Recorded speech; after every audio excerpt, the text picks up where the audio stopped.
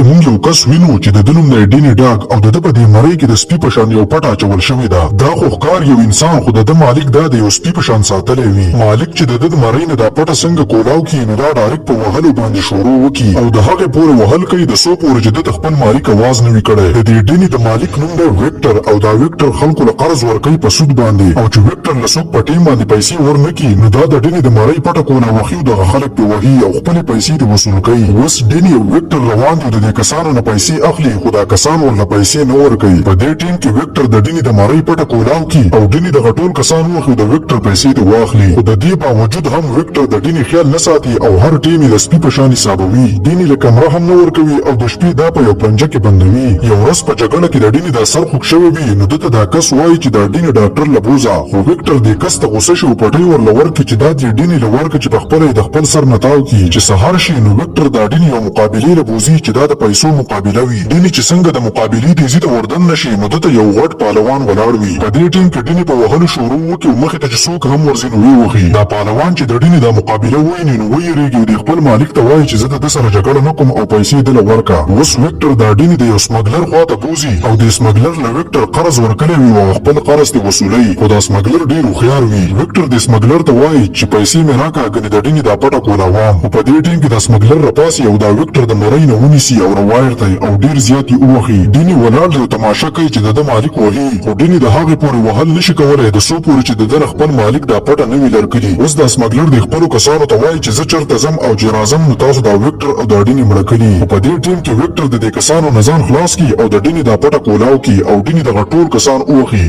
چې کله ډینی دا ټول کسان ډیر اوخي نو بیا ویکټر دا ډینی دا سمګلر خواته راولي او د سمګلر هم سم اوخي. دا سمګلر دی ویکټر ته وایي چې ستاسو په کار ماته ووایه چې درکم خو د دې ډینی نه ما خلاص کا. ویکټر وخاندي او د سمګلر دا بیگ کولاو کې ډیره سونه دی واخلي. ویکټر چې واپس کور ته راشي نو د ډینی ته ډیر زیات غوسه وي او د خپل کسانو ته وایي چې د په مخ کې زه کسان والم او دته زه نه خلاصولم. اوس ویکټر د ډینی ته وایي چې په تازه یو څو ورځې روټۍ بندوم چې ته صحیح شي. دا ډینی په پرنجه کې ناست دی دا څو ورځې په نهاره تیریږي. یو څو ورځې بعد ویکټر دا ډینی د پرنجې نه آزاد کی او نن یې بیا یو کار له بوزي. ویکټر اوس دې ډینی ته وایي چې اول زه دننه ننوځم او ته ماته بهر ودرېږه او د سرې بټن ته ورسه ګوره چې دا سره بټن څه ټیم ولګېده نو ته به دننه راننوځې او ټول کسان به ووهې او که دا سره بټن ونه لګېده نو بار ماته انتظار کوه. ډینی یو څو منټه دغه سرې بټن ته خیال کوي خو دا سره بټن ونه لګي. په دې ټیم کې ډینی ستړی شي او د بل طرف ته خیال وکړي چې دا یو رباب په نظر ویني. د ده دا رباب ډېر خوښ شي او په دې رباب باندې لاس وخي. چې په دې ټیم کې د شا د طرفه دته یو کس اواز وکړي چې د ده نوم سیم دی. سیم د ډینی ته وایي چې راشه زه درته د رباب چل وښایم. په دې ټیم کې ډینی د رباب ته کیني او سیم ورته چل ښایي. دا ډینی ډېر خوشحاله شي او د ده نه سره بټن هېره شوې ده. لږ وخت بعد دا ډینی چې شاته خیال وکړي نو هغه سره بټن لګېدلي وي د 15 منټو نه. ډینی په دې ټیم کې دننه منډه کړي چې خیال وکړي نو ویکټر خلکو وهلی وي. ویکټر چې ډینی ویني نو ډېر زیات غوسه شي او ورته وایي چې زه دې اوس کور ته بوځم نو تاله به زه کومه سزا درکوم. دوی چې کور ته راشي نو ویکټر دا سوچ کوي چې زه دې ډینی له کومه سزا ورکم. خو په دې ټیم کې یو سکیورټي ګارډ دی ویکټر ته اواز وکړي چې یو کس راغلی او بهر ولاړ دی ستا سره میلاویږي.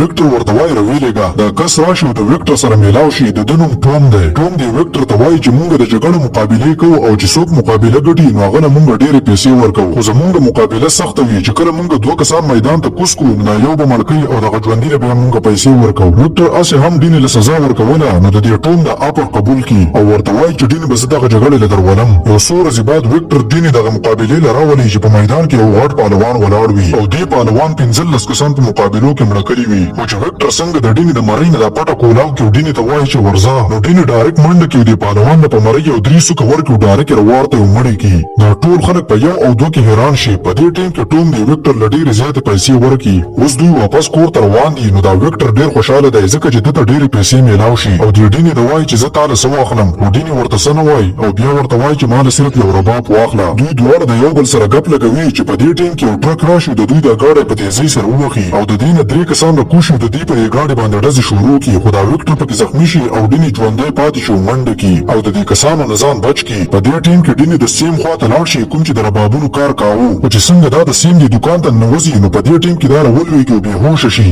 لږ وخت بعد د ډینې له چې کله هوش راشي نو دا په یو ښکلي بیډ کې پروت وي. دا په 1 او 2 کې حیران شي ځکه چې دغه ټول عمر په پرنجه کې تیر کړی وي او د بیډ عادت د ده نه وي. په دې ټیم کې د سیم لور راشي چې د دې نوم وکټوریا دی. په دې ټیم کې دا جینۍ یو رباب ویسي او د ډینې له ورکي چې کله سهار شي نو سیم او وکټوریا روټۍ ته ناست دي. په دې ټیم کې ډینې هم راشي د دوی سره په دې ټیبل باندې ډوډۍ ته کینی خو ډینې د روټۍ د خوړلو چل نه ورځي او د سپو په شان خوري خو دا جینۍ ورته د روټۍ د خوړلو طریقه وښایي. اوس دا سیم د دې ډینې سره کینی او دا ورته وایي چې زه ستا نه دا پټه لرګوم خو سیم ته دا پته نشته چې د ده نه دا پټه کولاو شي نو دا ډایرکټ په وهلو باندې شروع کوي. خو په دې ټیم کې ډینې منع کوي ورته وایي چې زما پټه مه کولاوهه. په سبا د سیم ډینې مارکیټ ته بوځي د خلکو سره یې میلاو کړي او د سودا د اخیستلو طریقه هم ورته وښایي. په دې څو ورځو کې دا ډینې ډېر زیات بدل شي او د انسانانو خوی شروع کړي خو د مرۍ نه دا پټه اوس هم نه وي لرګلي. اوس ډینې د وکټوریا سره ناست دی او دا وکټوریا د ډینې د مرۍ دا پټه کولاو کړي خو ډینې ورته هیڅ هم ونه وایي او ځان په کنټرول کې وساتي. په سبا د بیا سیم دا ډینې یو مارکیټ ته بوځي. په دې ټیم کې بدمعشان دې مارکیټ ته راننوځي او په دې کې چې څومره دکانداران وي نو د هغوی نه پیسې اخلي. ډینې چې دا بدمعشان څنګه وویني نو د کنټرول نه بهر شي دا ټول بدمعشان ووهي. دا ټول خلک ورته ګوري په 1 او 2 کې حیران دي. سیم چې کور ته راشي نو د ډینې ته وایي چې دا کسان څنګه ووهل دا خو ډېر ګران کار و. ډینې ورته خپله ټوله کهاني بیان کړي چې وکټر نومې کس زه د یو سپي په شان ساتلی وم او ماته یې صرف د جګړو چل ښوولی دی. یو څو ورځې بعد ډینې مارکیټ ته یوازې لاړ شي او ځان له شاپینګ کوي چې په دې ټیم کې دا د وکټر د ملګري سره وجنګېږي. دا کس دې ډینې ته وایي چې وکټر د ډېر یادی او ډېر کوشش یې د پسې ژورو کلی تا ګوري او راځه زما سره د وکټر خوا ته لاړ شه او که په خوښه زما سره لا نړې نو وکټر د پسې بیا بدمعشان رالیږي او په زور به بیا ځي. ډینې چې سوچ وکړي نو د وکټر د ملګري سره د وکټر خوا ته واپس لاړ شي.